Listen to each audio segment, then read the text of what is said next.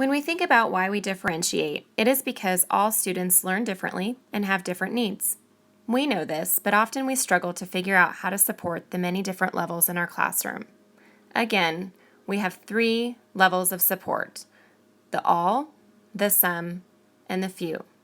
MTSS is built upon those 3 tiers. Tier 1. Tier 1 describes all students. This should be about 80% of your class. When you plan your lessons, these are your target students. I've referred to them as all. You assess these students through the general unit and quarterly assessments. But some students need a little bit more. Those would be Tier 2 students.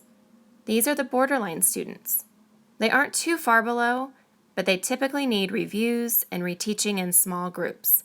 And then, most likely, they'll understand the concept. This is typically about 15% of your class. Interventions are put in place, and progress is monitored often to make decisions about intervention progress and design. Then there are the students who need intensive, targeted skill intervention. These students would be Tier 3 students. Most of them have IEPs or other plans in place for customized intervention time, and this is typically about 5% of your class. Progress with these students would be monitored weekly. Most schools and districts begin by focusing on academics with multi-tiered system of support. However, there is also a behavior side as well.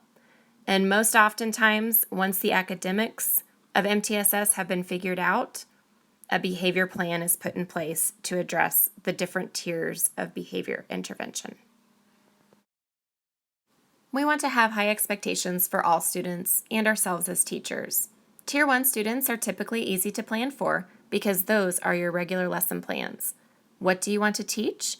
How are you going to teach it? For Tier 3 students, we often have the support of resource teachers and, most specifically, individualized education plans with interventions already laid out nicely. It's the Tier 2 students that we sometimes struggle with. Sometimes they fall between the cracks. These are the students who need just a little bit more practice, and we as teachers need to provide the time for them to practice and have some tutoring, whether this be through stations, peer tutoring, teacher tutoring, extra practice. It is our job to make sure that we are meeting the needs of all of our students in all 3 tiers. Luckily, the overwhelming task of meeting the needs of all of your students is usually not all on your shoulders. Classroom teachers need to know all of their students' abilities and needs, but taking a school-wide approach typically provides collaboration and assistance from other staff members. So how do we know what tiers our students belong in? Well, it's all about assessment. And at the beginning of the year, or as new students arrive, we look at their most recent data.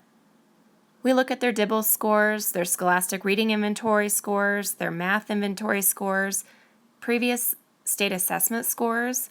All districts have assessments in place in order to collect data and compare our students to where they are supposed to be for their grade level.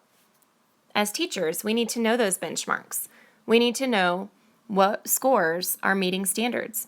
We need to know what students would need in order to be exceeding standards, and then what students would need to be in order to be below standards. Once we know how our students have scored and where they fit among their classmates, then we sort them into tiers. Then, after we know the tiers, we decide what will our intervention time look like, what will our core teaching time look like, and how are we going to meet the needs of all of our students.